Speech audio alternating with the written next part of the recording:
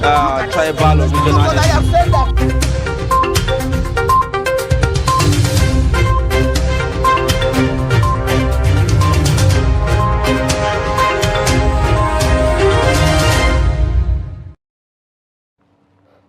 You're welcome back. Thank you for staying with us on Daybreak this morning. Now I have a copy of Daily Trust newspaper, and that means that it's time for us to look at some selected national dailies and see what's happening in front of the pages this morning. We'll start with Daily Trust as tradition on Daybreak as always. Now we'll start with the lead story that says stop subsidy payment, increase petrol price to 750 naira per litre. World Bank tells a federal government. A writer attached to this story says wants increase in VAT, taxes for SMEs. Advice on fuel price hike insensitive. That's coming from Don's. And then subsidy removal hasn't brought expected gains in oil revenues. That's coming from AGF. And fuel selling above 700 naira in the north is already happening. Page 4 has details of all of the story. And above the list story, we have as to excited as federal government exempts universities, polytechnics and others from IPPIS. And we also have Tinubu fires FAN, NCAA and NAMA, as well as NCAT, NEMET and NSIB buses. A reason for that, you might just get details of that on page 4. Central Bank of Nigeria suspends a new request for intervention loans. Page 8 has details. And we have a pictorial here from the demolition of the Rivers State House of Assembly in the front page of Daily Trust this morning. That happened yesterday, the 13th of December, 2023. And then just below that, we have Fubara presents budget to 4 lawmakers, demolishes Rivers Assembly. You're presenting budget and then the other things happening alongside with it. Page 10 has details of that story. And then NBA condemns kidney trade in Abuja, offers victims free services. Page 8 accommodate that story. Nasarawa begins contact tracing as diphtheria kills 4 children. A very sad development. Page 23 has that story. And the FCC declares Obasanjo's ex-power minister wanted over $6 billion fraud. That story is on page 6, and that's about the stories we have on the front page of Daily Trust this morning. All right, and we move on to the Punch newspaper, a paper that celebrates 50 years of journalism in Nigeria, and the major story there stays with development in Rivers. And the major story there reads, Rivers demolishes assembly. Pro-Fabura speaker declares de facto seat vacant. Government justifies assembly's demolition, says complex not suitable for legislative business. PDP directs legal advisors to sue defectors. And Governor Fabura afraid of his shadow, says the APC. Interesting, there you find bulldozers climbing down on the building that has been described as unsuitable for assembly business. And moving on to other stories, Tinubu sacks 5 aviation agencies heads, suspend NCAA's boss, and gunmen kill woman, adopt 7 on Lagos-Ibadan Expressway. This is not good.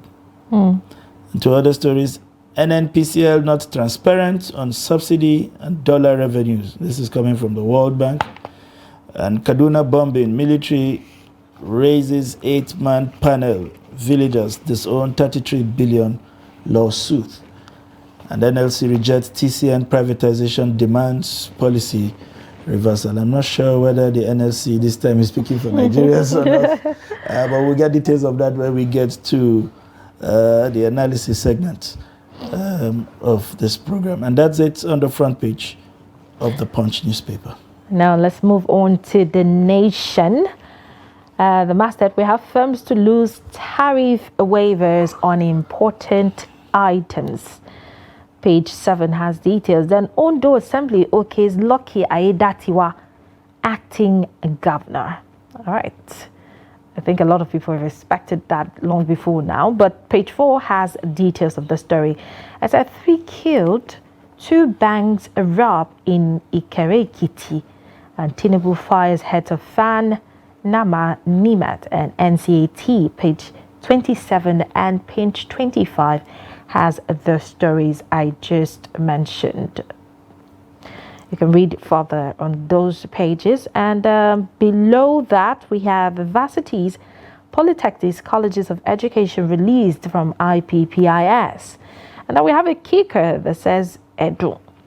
Government plans audit of NNPCL. There's a rather attached to it. It says 650 naira petrol price not cost reflective, says World Bank chief. That story is had on the front page. Continue reading on page 4. And economy tops record of 2.2 trillion naira Lagos budget. Okay, there's a pictorial of the Lagos State Governor Babajide Sanwo-Olu there. You might just want to read further on page 5. And just close to that story, we have Cardoso as a kicker. Poor naira redesign policy cause of cash scarcity and 3 trillion naira in circulation. All right, so you might just be wondering why we're having a cash crunch at this point in time. Well, you have your answer on page 5 here in the Nation's newspaper. Assembly complex demolition sinks rivers deeper into crisis. Rider says we cannot be cowed, says 27 House members, and Fubara presents budget to 4 lawmakers as at Government House. It started just a brief introduction on the front page, but page 4 has details, and then we can see a bulldozer climbing down on the State Assembly complex, the building, so to speak. And we have inside lawyers, 4 lawmakers can't conduct legislative business. And we also have when NJC penalized judges for reckless ex parte others. And we also have where sand was sown. All right, might just want to get the details of what the inside is talking about. And lastly, construction of new ports, dredging of old ones coming, says Oyetola. You might just want to get details of that in the Nation's newspaper this morning.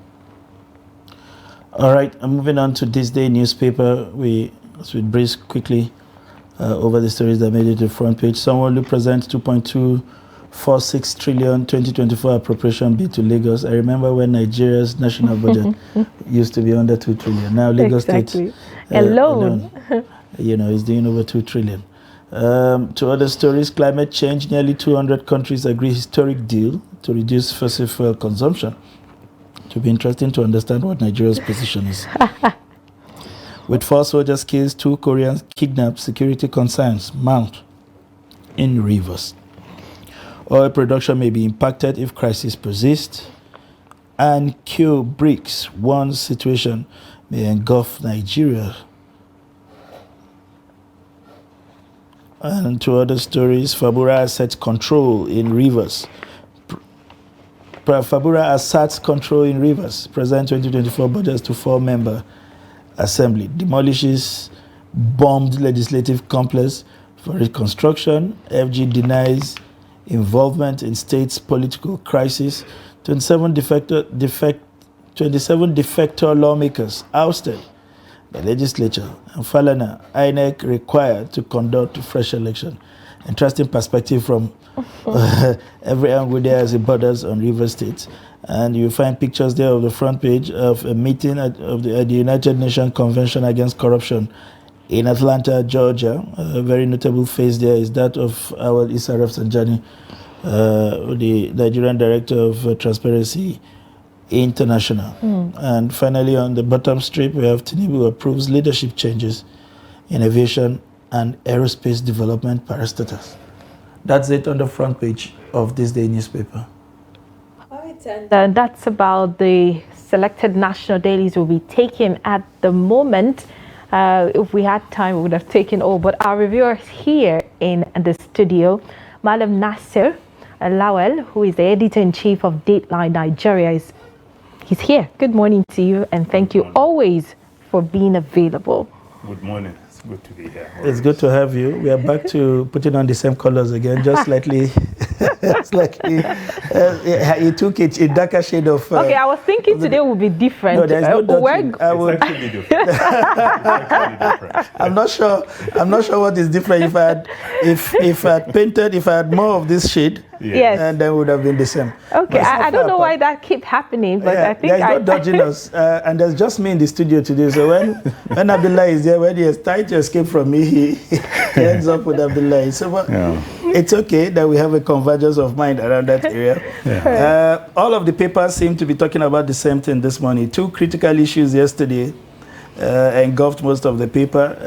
The Gestapo situation in River States. It's one. While Lagos is presenting a 2.2 budget for development, Rivers is becoming a theater of wars of some sort, if you like. And of course, that bombastic announcement or a proclamation by the World Bank yesterday, if you like, not a proclamation but statement, around how we are not paying enough for fuel per litre. You must say it as an advice that a lot of Nigerians are frowning at the moment. That we are not taking kindly to it. If you had gone on the social media, you know how much this one, pierces our soul. Yes. I'm not exempted from that. And we have seen all kinds of reaction, but it wasn't just about the fuel subsidy. They said quite a number of things, and also expressed confidence that if this administration stays consistently on some of its reforms, that we would see better days ahead. What are your 2 cents on some of the things that came from the World Bank yesterday? Well, somehow it's like they see themselves as entitled, to take that position. And it's expected because we are going to them all the time, to get some, like just recently, our assembly approved, 1-point-something billion dollar loan from the World Bank. So honestly, they have a right to say some of these things, even though some of it, there is some subtle blackmail there. So to speak, because if you are talking about the fact that accusing the government of not being transparent with, the subsidy issue.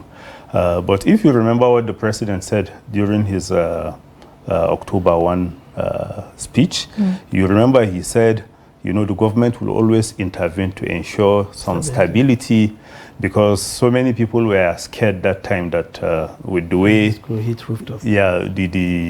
oil price was changing in the international market, there was even the possibility at that time of oil selling way beyond 1,000 naira. So because of that, it's to be expected that the government is actually intervening in a way. And this is what the World Bank is not, happy about, because anytime they are giving you their money, they will also give you some do's and don'ts so that they will be sure their money is actually going to come back. But maybe it's also time that Nigeria should start looking, in alternative directions. I know we are getting some interventions from China and what have you, but maybe we should also try to go the Venezuela way. They try to do away with the IMF, the World Bank, so that they can have some leverage, they can have some independence to be able to decide on their finances. But there is no way you will be going to the World Bank to be collecting their money and then not expect them to be saying things like this. Okay. Now, looking at this, there's this writer that talked about subsidy removal hasn't brought expected gains in the oil revenues, and that's coming from the Office of Accountant General of the Federation. What's your thought when you look at, statements like this from government agencies? Well, it's like trying to reassure the World Bank that we are also worried about some of the things that you mentioned. Like even the Minister of Finance actually mentioned the fact that they will soon audit NNPC. It's all sort of reactions to what the World Bank is saying. But you should worry about your own people. This is purely advisory. I don't think they have the power to say that you must do it. So you should also look for what will benefit the people. and then focus on that. I remember the former president is always saying that, anytime you draw his attention to the fact that IMF is saying one thing or the World Bank is saying another, he will tell you, well, they are talking about developed economies and they have, like the leeway to do some of the things that they are mentioning, but Nigeria, we don't have that money, we don't have like even the resources that we have, we are not like maximizing the gains out of it. So even like take the petroleum, for instance, we are still talking about not able to meet our quota by OPEC. So if we are not able to do things that are considered low-hanging fruits in so many places, then honestly we should worry about what our own people also feel from some of the policies that we are coming up with. Okay. All right. We'll take a flight to River State that has become a Royal Rumble.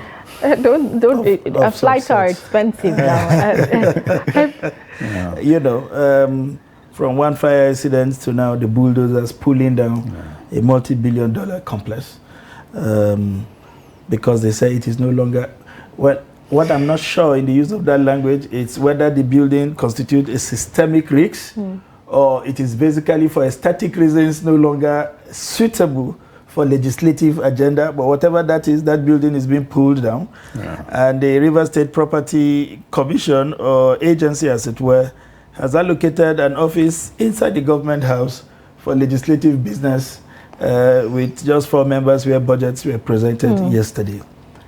And this is not the end of the story as we know. It does appear that River State will be an epicenter of a lot of drama going forward. But what do you make of all of this development in Rivers? The what appears to be crass sense of lack of sense of waste that has accompanied all of the battle of supremacy between the governor and the FCT minister in recent days. What is going on, and how can we avoid wasting public resources in a bid to show power?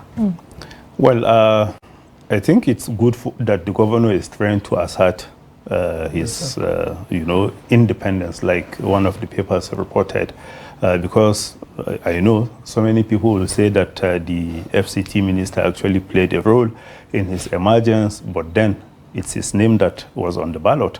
So he is the one that Nigeria or the people of Rivers will hold accountable whatever happens.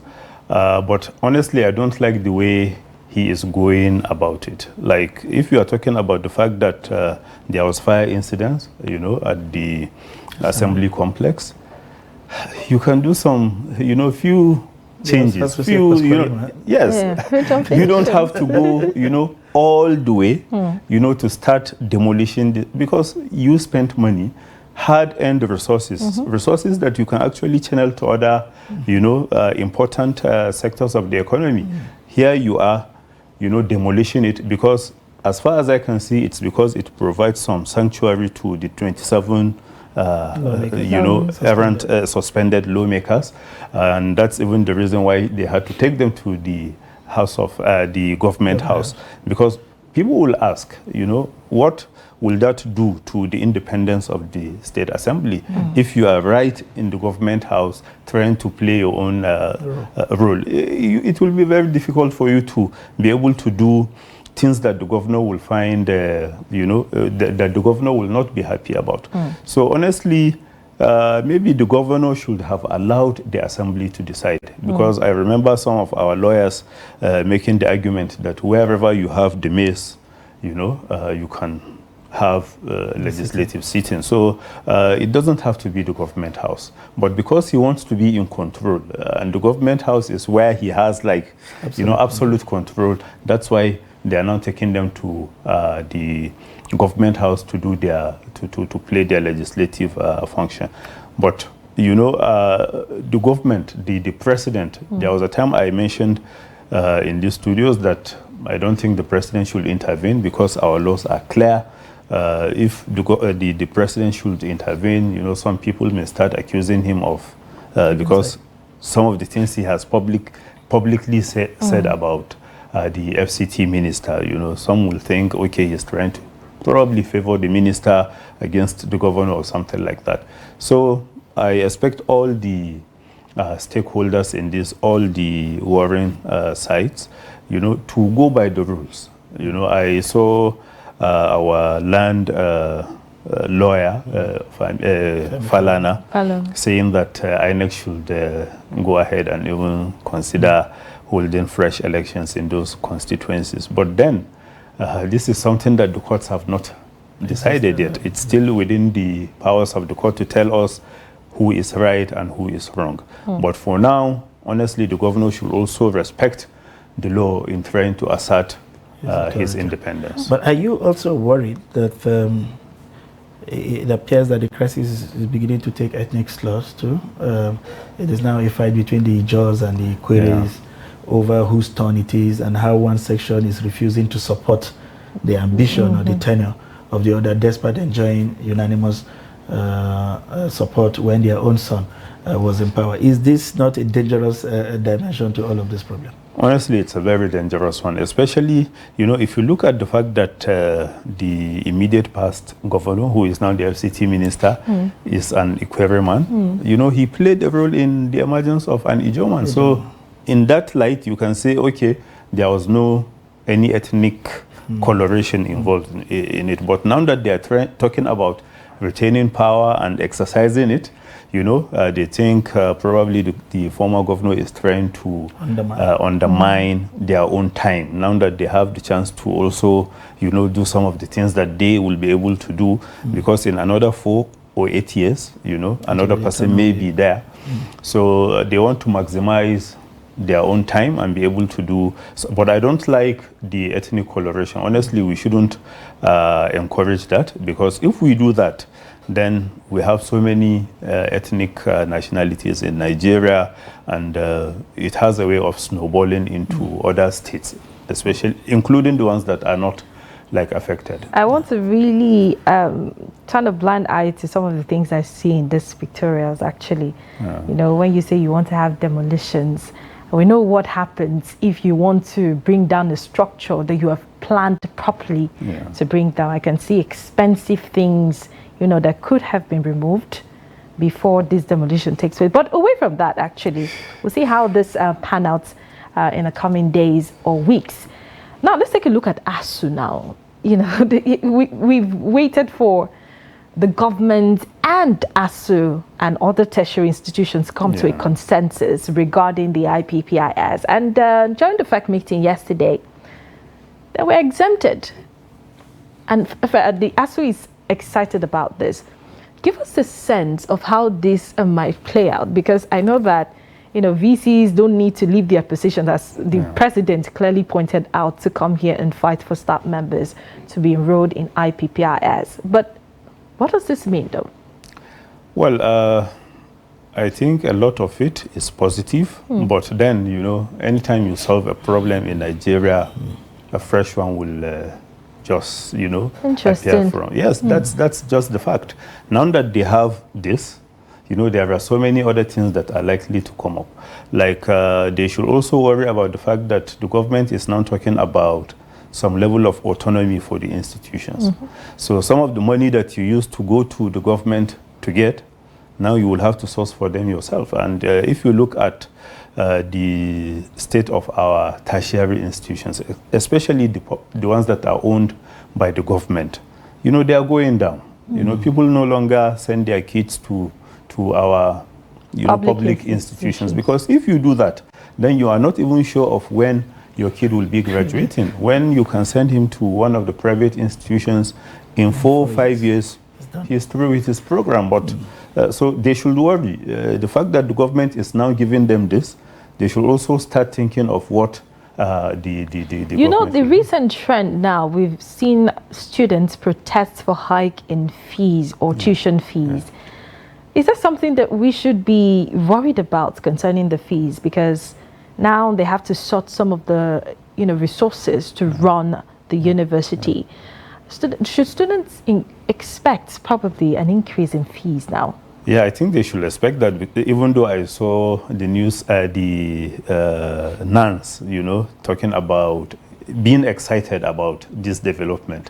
I said, well, maybe you have not taken your time to actually consider some of the things that are likely to come up as a result of this thing you are, celebrating now. Because, like you said, honestly, the institutions will have no option than to increase some of their fees, some of their charges, because that's the only way they will be able to remain, in existence and be able to discharge some of the functions that we expect of them.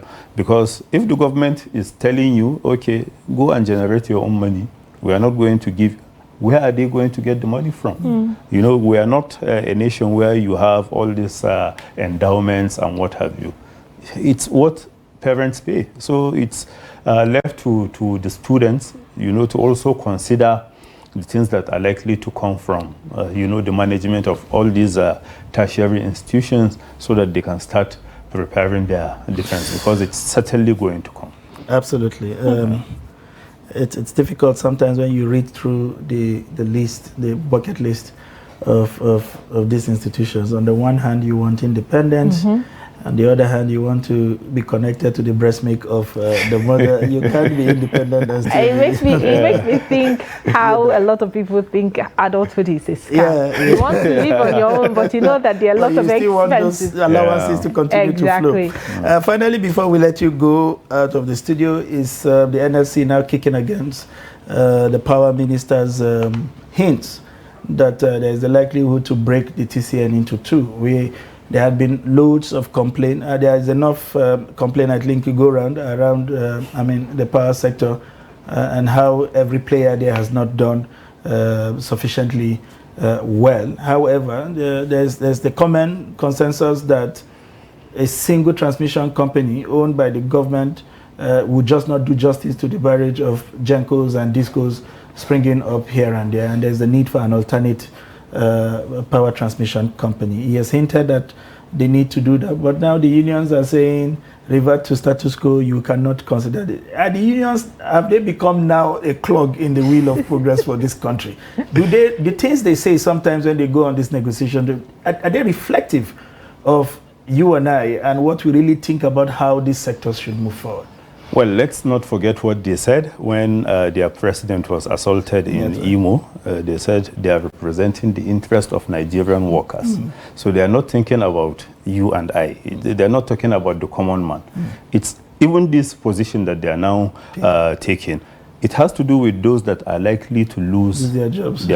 It's just about that. It's not about Nigerians. And if you look at, what they have been doing, honestly, I know that a day will come that the government will start thinking in this direction. Because anytime you have any problem, before you know it, you are shutting down the transmission, and everybody will be affected. When the government can actually even find other means of running its agencies, the people don't have any alternative. It's either they spend their little resources in getting fuel from filling stations or what have you. So Nigerians, I don't think Nigerians will support the NLC in this fight that they are, trying to start, honestly.